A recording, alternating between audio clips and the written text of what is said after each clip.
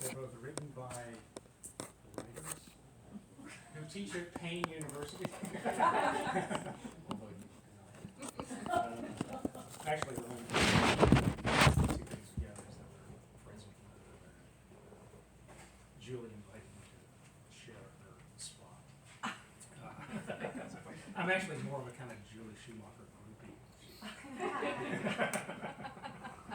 You're supposed to be talking about your book. Yeah, okay. I feel bad about subjecting you to this because Julie's books are so funny and kind of brilliant, and my book is just very dark and demoralizing and kind of hopeless, to be honest. It's not an uplifting book in any way. I'm really selling it.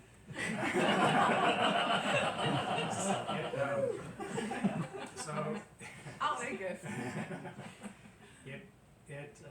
So it's a book about whistleblowers in medical research, and it's framed sort of by my own experience in professional self-immolation at the University of Minnesota, where I spent the better part of 7 years trying to get an investigation into a suicide in a clinical trial in our department of psychiatry.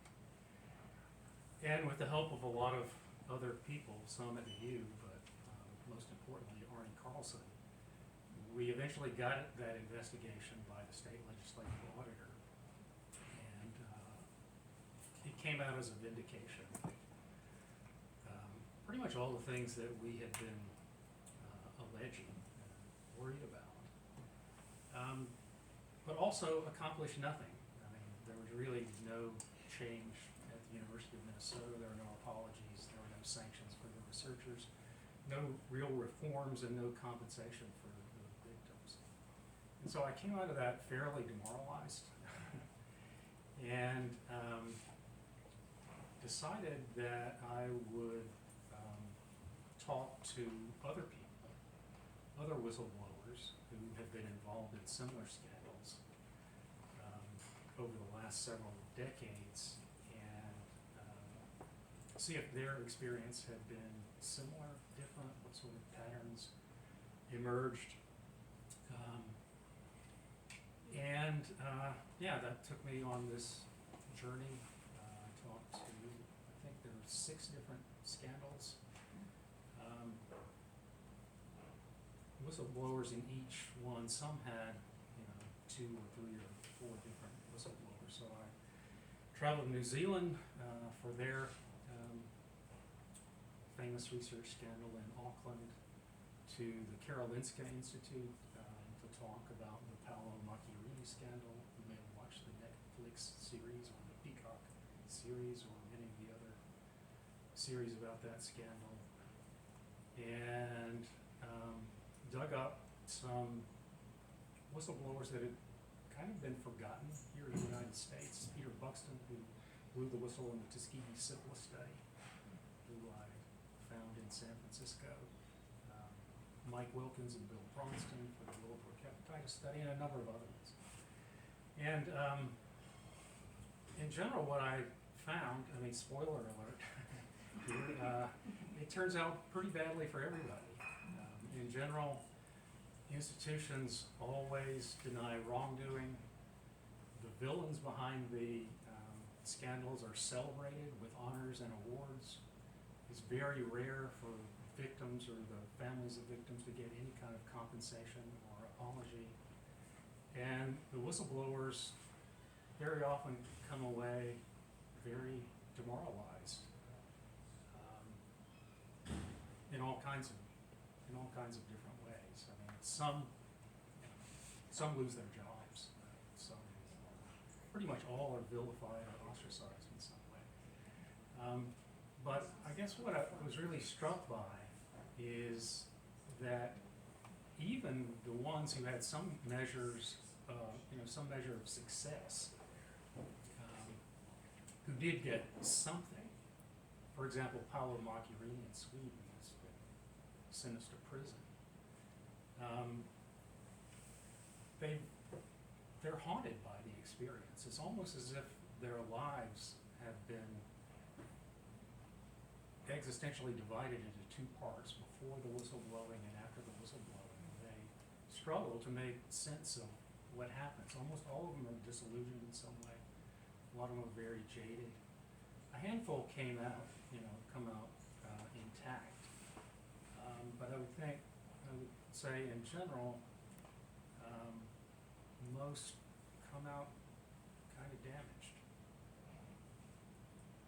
All right, that's enough introduction. The amazing thing, though, about this book, I told Carl, I needed a copy of this for my 90-year-old mother-in-law because she would love this book, and she does. She's so excited reading this. She calls me all the time. I mean, it's not only really gripping. I say that as a person who knows nothing at all about medicine. I had heard of the Tuskegee study. I think I had heard of Willowbrook, but the others were totally foreign and new to me. And you're reading not only about these horrible things that have happened during these studies, but about what it does to people who blow the whistle. But it's also just beautifully written. It's partly a memoir because you're in there very much also. You write the introduction about your time going to medical school and then immediately deciding you're not going to practice medicine, you're going to get a PhD in philosophy instead. But I would love to hear you talk about what it does to these people, what makes them want to blow the whistle. There's one person in particular I really liked reading about because her name is Martha Stevens, and she's like an untenured professor of English at the University of Cincinnati. And she just happens to come across the information that there's this horrible thing going on in the medical school there, and digs into it, not knowing anything about medicine. You think, really? Doesn't she have her own research she has to take care of? But she becomes obsessed by it, and she will not let it go. Years and years go by for most of these people. Decades. Yeah. So what is it, talk about what it is that makes these people do it. How you distinguish those people from the ones who, many of them who just say, well, it's not my job, it's not my purview, I'm not in charge, the people in charge must know what's best. Yeah. Martha Stevens is kind of exceptional in the book in that most of the people that I talked to saw the abuses firsthand. I mean, they were on the wards, or in one case, actually on the IRB, the Research Ethics Board that was reviewing the study, and just found themselves unable to just look away as patients in front of them were dying, at the hands of a clinical investigator. But she was kind of unusual in that she was just she was in the English department, way across campus. This was in the early 1970s, so really at the height of a lot of Vietnam War activism. She was very much involved in that. Her husband also, who was part of the group protesting, her husband was a political scientist and had been fired from several jobs before going to Cincinnati. He'd been fired from Cincinnati, I believe. He worked at Bowling Green State, but sort of undeterred by that. And she heard about the studies. These were Pentagon-funded studies in the Department of Radiology. The basic idea was, look, soldiers, we need to find out what would happen, what might happen to soldiers in case of a nuclear attack, right? How long is, if they're exposed to nuclear radiation, how long before they pass out? If they're flying a plane, how long can they fly it? Are they going to get nauseous? What are the symptoms going to be? How long before they die? And so they decided to do this on poor, largely black cancer patients in Cincinnati, pretending that they were actually trying to treat their cancers, but what they were really doing was trying to see, how much they could withstand before they started to develop all these really terrible side effects. And the guy who uncovered it was, I think first, Richard Rappaport, but it had somehow made its way into, I think, a very small article in the Washington Post, or maybe the Village Voice. But Village some- Voice, you said. She says the Village Voice, but I've looked up the article, and the first one I see is the Washington Post, so Okay. could have been either. Anyway, a colleague gave her the article. She's like, war research here at the University of Cincinnati? We can't have that. And so she starts to dig into it, and she goes over to the medical school and talks to the dean, badgers him repeatedly until he eventually agrees to give her the study records. And when she reads them, she's just horrified. They're just case reports of these different patients and their backgrounds and what happened to them once they were exposed to total body irradiation. And she just decided, we gotta stop this.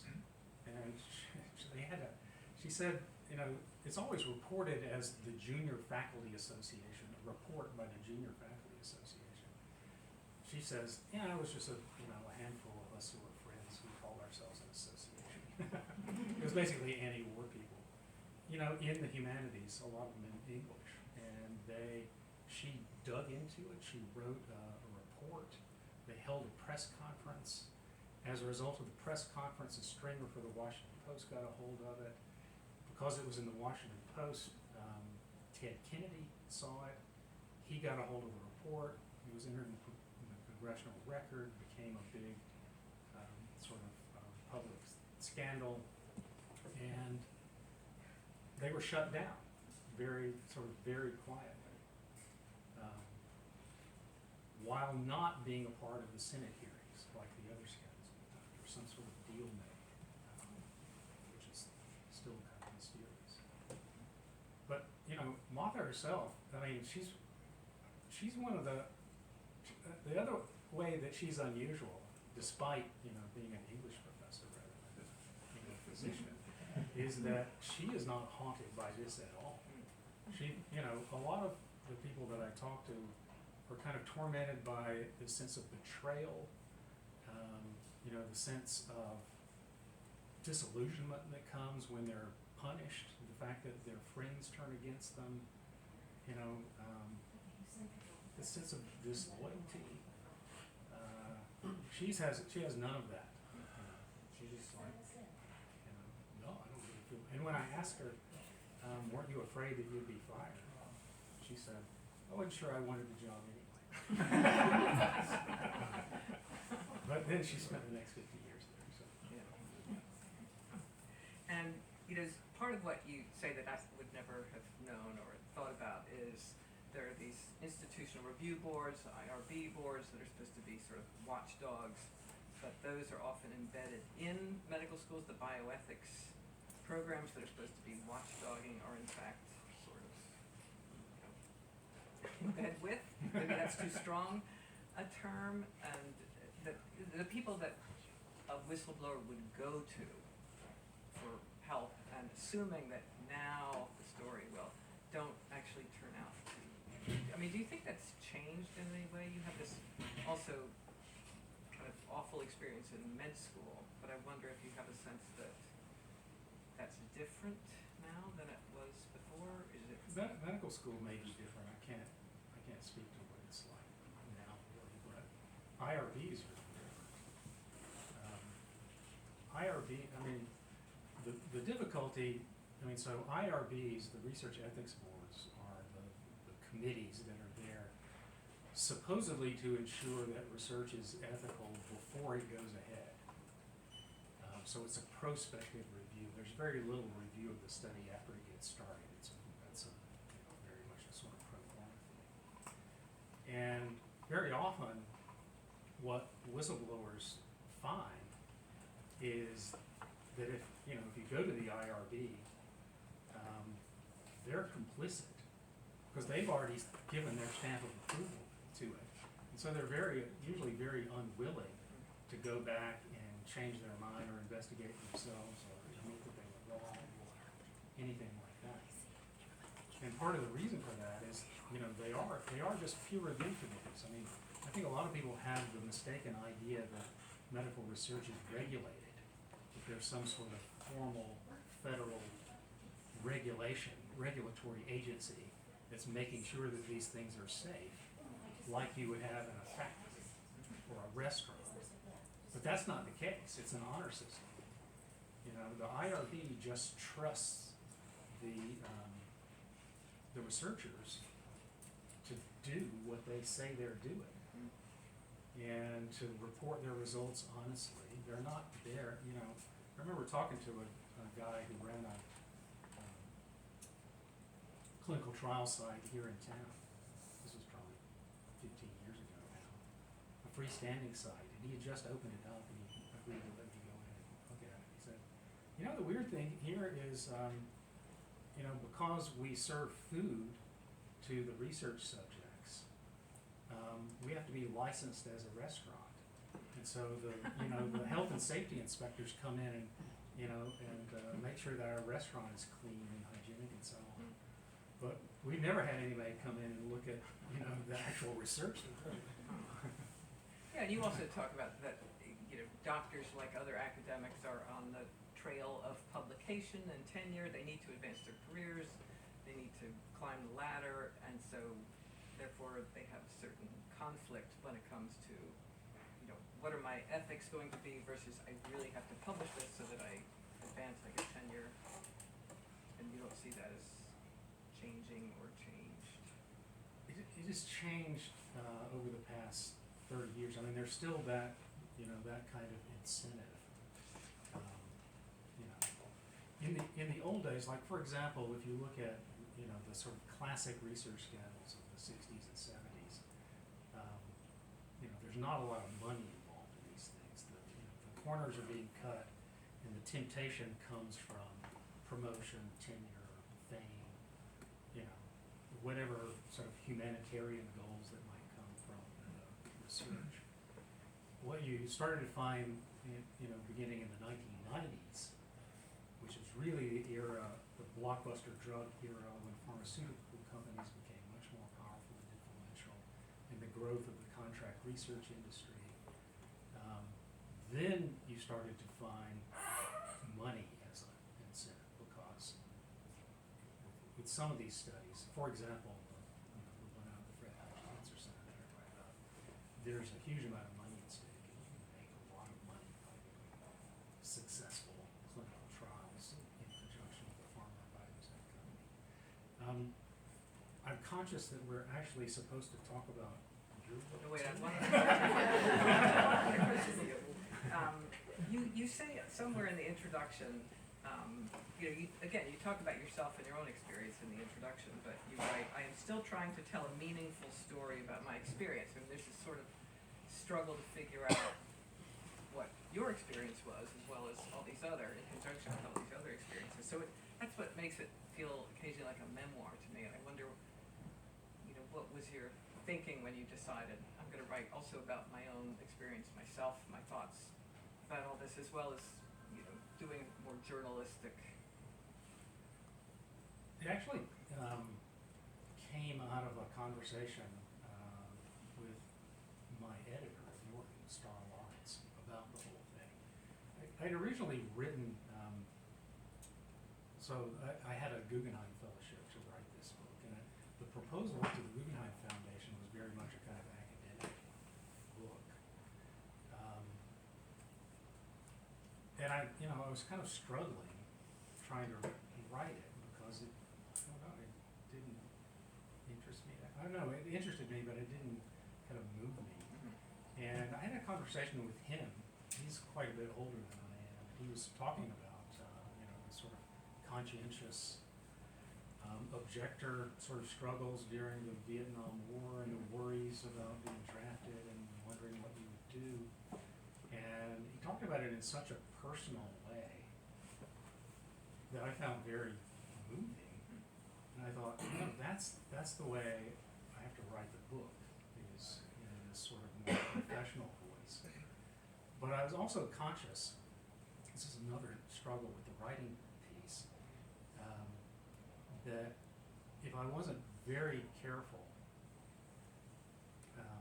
I would come off, maybe I did anyway, but if I had to be very careful to try not to come off as a kind of self-righteous, moralizing, sort of preacher figure, wagging my fingers at the sinners and demanding that they repent, because that's a really annoying person. I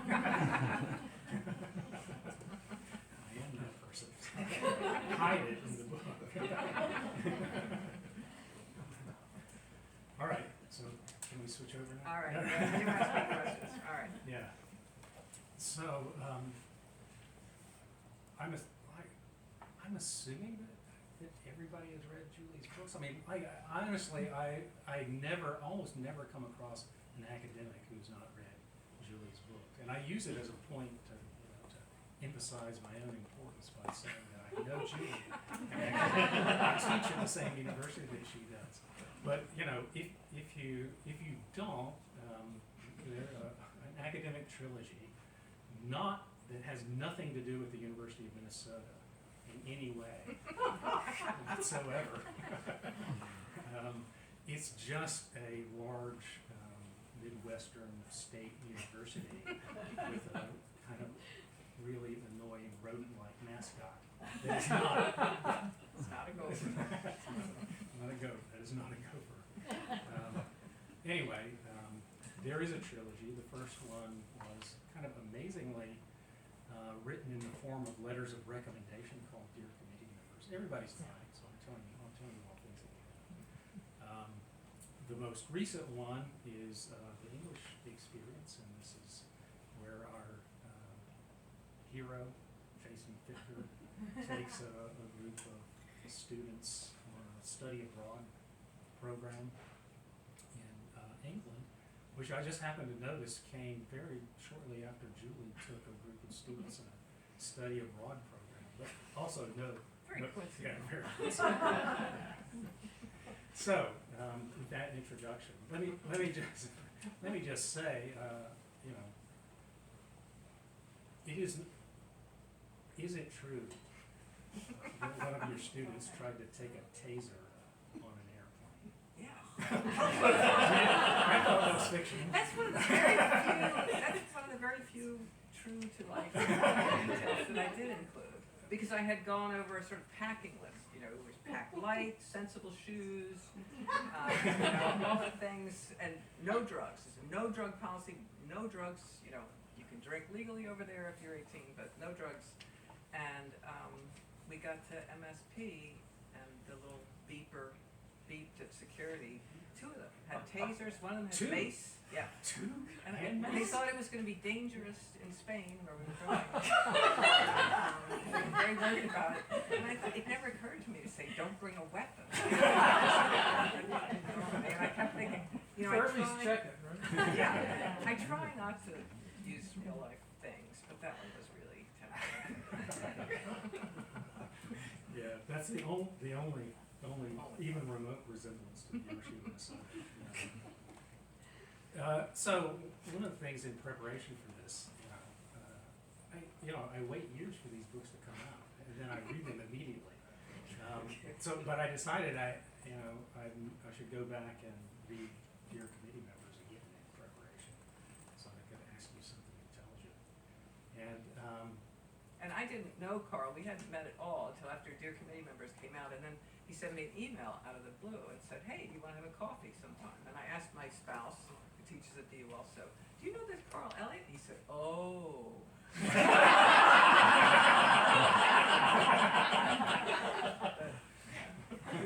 hit it off over coffee. Yeah, that's true. I didn't know you knew about me. I But didn't Just either. Larry, There we go. yes, yeah. So anyway, this time when I was reading Dear Committee Members, I started listening to it, audiobook, which actually is even funnier, I think, than reading it, because, again, the conceit is that these are letters of recommendation, hearing somebody read them out loud. And I was really struck by, like the voice of the book, but, particularly the voice of Jason Fichter, which, you know, is all the more striking because it's on the page, you know, and he's writing, and the writing is so, I don't know, how do you describe it, pompous, you know, you know, written by a guy who's obviously smart, but not nearly as smart as he thinks he is, and he's kind of show-offy, and a lot of the language is, you know, a little bit old-fashioned in the way that, you know, no one would ever actually write except someone who's trying to show off. And I wondered, like, were you channeling anybody? Like, who did you have in mind when you were? It is weird how quickly that voice came to me. Disturbing. And, you know, that book started as a whole experiment with form. Would it be possible to write a novel just made entirely of letters of reference? And I realized early on that, you know, you're supposed to talk about somebody else in a letter of reference. Here's my student, this wonderful person. I recommend him or her for X, Y, or Z. But if I was going to portray a character who was writing the letters, he'd have to totally violate that norm and talk about himself. And I thought, oh God, I know this guy. I just know this guy. He did come very fast. But I had a very eccentric father who was useful. Okay. In this endeavor. There were one or two phrases of his that he used to say all the time that he was always raging against something. He was kind of a right winger and liked to rage about the government, etc. And he would say, "I could run this goddamn thing better on the back of a filthy envelope." This was his phrase, and I'm sure I used that somewhere, better on the back of an envelope. So, Mostly it was the form created that person and that voice. okay. Because the person that came to mind to me immediately when I was listening to him this time is Ignatius J. Riley in A Confederacy of I Dunces. never finished reading that. My brother can quote from that book, and one of his favorite quotes starts something like, "Your total ignorance of that which you profess to teach merits the death penalty." Also a letter. Yeah. So but you're not a. I tried. I read it years ago, but somehow I never finished it. Okay. So there is over the course of these books, you know, a kind of change in what, I mean, they're all satires, right? But there's a change in what you're satirizing. And it feels like, you know, in Dear Committee Members, it's mainly Fichtner himself. And then in the Shakespeare requirement, it kind of spreads to his colleagues, and you're making fun of faculty members. But then in this last one, Make fun of the oh, you students. make fun of students, which to me seems way harder. Like I would find that way harder. I wondered if it was a challenge. I suppose I wanted it to be an equal opportunity kind of thing. I did the faculty in the second one, and I thought, well, I didn't pay a lot of attention to the students, so I wanted to do that. But it does strike me now that our books do have certain things in common, even though I consider myself much more the coward, because you're writing about real things and doing research, and I'm just making stuff up and hiding behind the guise of fiction. But you know, you talk about the moral aloneness of your whistleblowers, and I think Fichtner feels, you know, he's not so moral as whistleblowers, but he feels that sort of sense of aloneness, and he's raging against something that he can't control. There is that aspect. There's a system in place, and it pisses him off. And it's, you know, there is that. You also say somewhere in your book, you quote one of your whistleblowers as saying, "I think academics brings out some of the worst in terms of behavior, because the behavior required to survive in academic medicine is predatory." Right. Yeah, that was John Pasando out in Seattle. A very, very bitter disillusionment. One of the it also occurred to me that in a certain way, there's a bit of a stylistic return to Dear Committee Members in the English experience because you get to know these students through their writing, through their application program, and then these things that they're required to write. And so you reproduce this writing, which is very, very bad. Like it's amazingly bad. And I wondered if that was a challenge. Have you taught any freshmen writing lately? I have seen a lot of bad writing, but I would be challenged to reproduce it myself. Is that not So much. Yeah, and I do find bad writing kind of endearing too. You know, I'm teaching a freshman class in the fall, and even though part of your brain looks at it and thinks, oh, good Lord, a paragraph, you know, what is the paragraph for? The other part of your brain thinks, this is so touching, you know, that here's this person putting their heart on the page, and your job really is to put red marker on top of that part. But, well, especially taking students abroad is a whole different way of interacting with them, whereas normally, you know, it's Tuesday and Thursday from 1 to 2:30 or whatever it might be, but, you know, 10, 11 p.m. somebody knocks on your door saying, I don't feel well. I think, oh, it's very sad. You know, this person is not my child, so I don't worry about them in the same way, but I wanted to give Fitker the chance to be a caretaker, which he is distinctly not. He's not a caretaking individual, but to put him in that place, I just thought would be a fun experiment. Yeah. He seems singularly unsuited. Yeah, totally.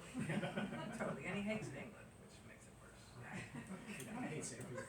He hates most things. Yeah. Should we turn to questions from anybody else? Yeah, sure. I got plenty more, but yeah, maybe we should let somebody else talk for a change. Yeah. So.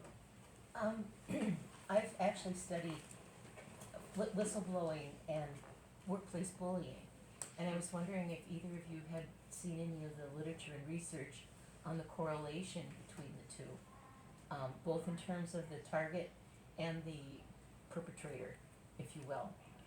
Because in both cases, except for that one person you're talking about, so I'm gonna take that as an exception, the bitter one, you know. But that most whistleblowers and most targets in the workplace that are being bullied are very idealistic and generally believe that people mean what they say and keep, you know, thinking things are all right until they finally crack, so to speak. And their very innocence provokes the people that need to hide things. I just was wondering if you... That sounds super familiar to me. Yeah. I mean, almost everybody that I talk to, I mean, the typical story, you have to remember that the people that I'm talking to are looking back on their experience. You know, sometimes just a couple of years, sometimes a few decades. And so they've had plenty of time to become very jaded. And, you know, these are almost always kind of innocence and experience stories. I was so naive back then. I thought that if I just spoke out about what I was seeing, everybody would be as outraged as I am. And the authorities will leap into action, and my friends will stand by me,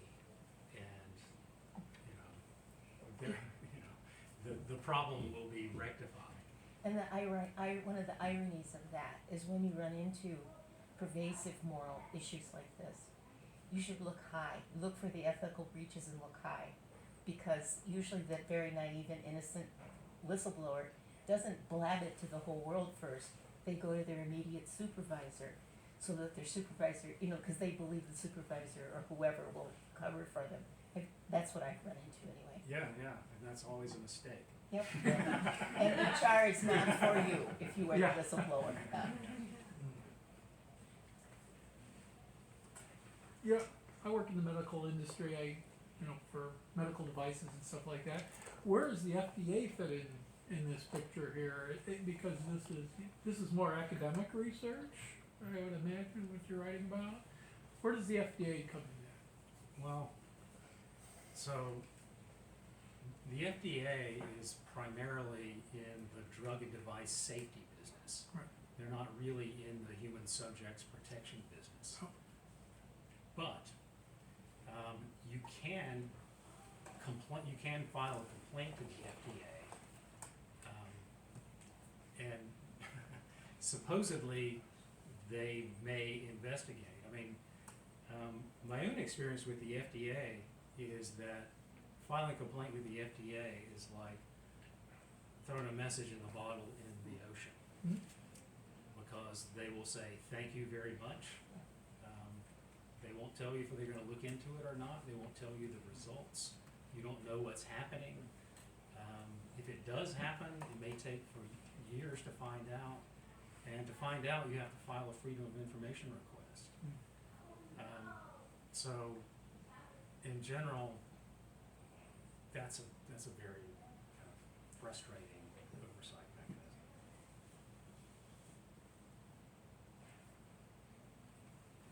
So, when President Kaler of the University of Minnesota retired, he said that his biggest regret was how he had responded to the Markinson case. He didn't mention you by name, I don't think, but it was basically how he responded to the evidence that you were bringing forward. Why do you think institutions of higher education who supposedly are seekers of truth are so reluctant to respond appropriately to these scandals? Is it lawyers? They're taking advice from lawyers too much? I mean, that's the great mystery. I have some thoughts about that, but let me first say something about Eric Kaler. I'm not like Julie. Just like, I've been out there about, if he really regretted it so much, it wouldn't have been hard to apologize. Even on your way out, you can still say, I'm sorry. He never apologized to Mary Weiss. He never apologized publicly. He never apologized for anything, much less, do anything about it, much less compensate Dan Markinson's family or sanction the researchers or anything like that. So when he says that's his biggest regret, I read that as, I regret that I got caught, and that it turned out to be a big public embarrassment for me and you, not that I really think that I did anything wrong. As for the larger question, it's hard for me to say. I mean, one of the things that was so baffling to me about the response at the U is that the whole thing took so long. I mean, Dan Markinson committed suicide in 2004. It didn't become public until 2008, and I didn't write about it until 2010. And the legislative auditor's report didn't come out until 2015. By that time, there was almost nobody who was initially involved in the study who was still at the U. I kept thinking at every point, when someone new comes in, when we get a new dean of medicine, when we get a new vice president of research, when we get a new president, they're not going to really have any stake in continuing to stonewall and deny responsibility. They can look at this thing honestly because they weren't involved in the cover-up. And yet, nobody did. It was almost as if they had been left a note in their office desk. This is how you respond to this scandal, and these are your instructions. And to be honest, almost every institution responds that way. Baffling thing to me, the scandal at the Karolinska Institute. This was a guy, a cardiovascular surgeon, who was implanting fraudulently developed synthetic tracheas with the promise that if seeded with the patient's own stem cells, they would somehow magically grow into, a natural trachea. There was no science behind it. He was faking everything. He was faking his research results. People just kept dying one after the other. And eventually, there were court proceedings and he's being sent to prison. This is an internationally famous case now. you know, it's been made into so many documentaries and fictionalized series at this point that I can't even keep up with them. And yet, the Karolinska Institute still refuses to compensate the victims of that study and refuses to apologize by name to the whistleblowers, and still acts as if they believe that it'll just be forgotten and forgiven if they don't deal with it. It seems like a terribly imprudent way to deal with to deal with a scandal. I think they would be much more easily forgiven if they would just say, look, we screwed up. We apologize. We're going to do everything we can to make it right. And yet, that never happens. I'm just wondering how, I know a little bit about that, that situation just because I think I might have read it in the paper or whatever, but if something isn't backed by science, how does it make it through the IRB process? A couple of things. One, IRBs are very reluctant to pronounce judgment on the science behind the study because they very often feel as if, look, we're here to evaluate the ethics and compliance issues. We're not really qualified to say whether the science is good or not. Okay. And very often they're not because evaluating these things requires a huge amount of specialized knowledge, and you can only have so many members on an IRB. And if you have a rheumatology study and you don't have a rheumatologist on the IRB, how are you going to evaluate it? So that's one piece of the puzzle. Okay, what was the question again? No, it was really how does something like that make it through the IRB? Oh, right. At the Karolinska Institute in particular, it didn't go through the IRB. That was the interesting piece of this, is it was seen as a compassionate use, sort of protocol, and so it didn't require IRB review. It was like, these patients are desperate. It'll go through the compassionate use avenue rather than IRB review. Got it, okay. Okay, I'm pivoting, not just because I'm a lawyer and a bureaucrat, but to touch a little close to home, why do they not do that? But I wanted to ask, as a English major, graduated from the University of Minnesota, and some of the writing in your committee members, I feel as if, I know it wasn't set in the basement of Lynn Hall where there's a computer lab, but the idea of someone storing urine in bottles did not seem far-fetched to me. I could almost have a full sense memory of, don't go into that office. Actually, the basement of Lind now looks lovely. Now that English was nudged out of it eventually. That was our temporary quarters for 30 years. Oh, we were in the hit this basement. with the wrong. Yeah, it was grim down there. Yeah, there was, anyway, I wanted to, I enjoyed your committee members so much, but I thought a lot about how difficult it would be to not just keep coming up with more and more letters, like, you can have a War and Peace size, like, as you went to bed at night, would you start a new letter in your head and then think, no. Yeah, I felt like it couldn't be very long. I thought it would just collapse of its own weight if it was very long.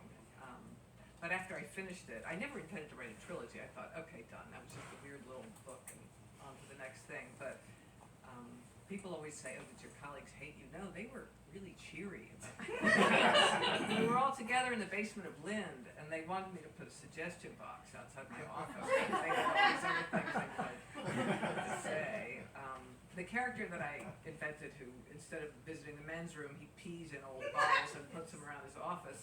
I read somewhere in I think it was North Carolina, and I read the passage in which that occurs. And this guy came up to me afterwards and said, I thought I was the only one who did that. I thought I made it up. I couldn't believe the person who did that. Life imitates art. Yeah. Kind of creepy. Or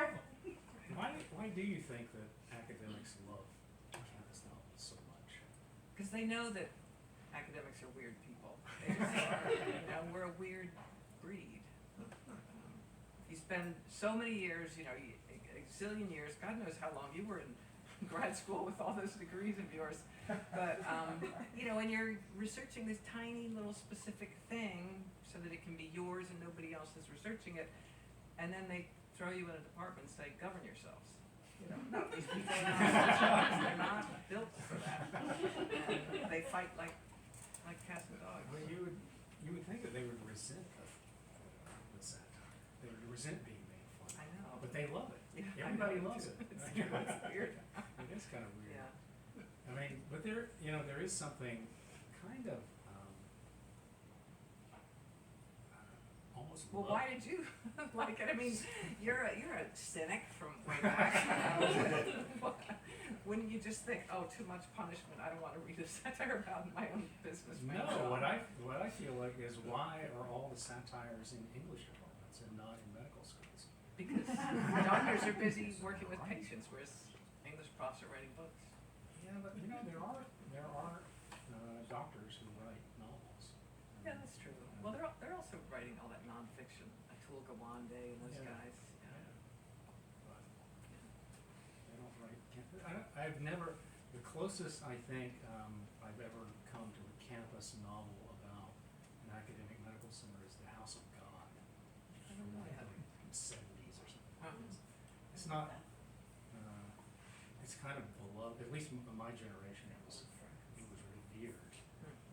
But as literature, I wouldn't say it's great. But that doesn't really matter.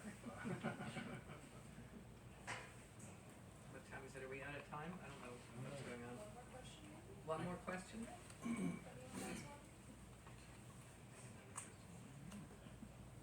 I can ask a question of you. You just did.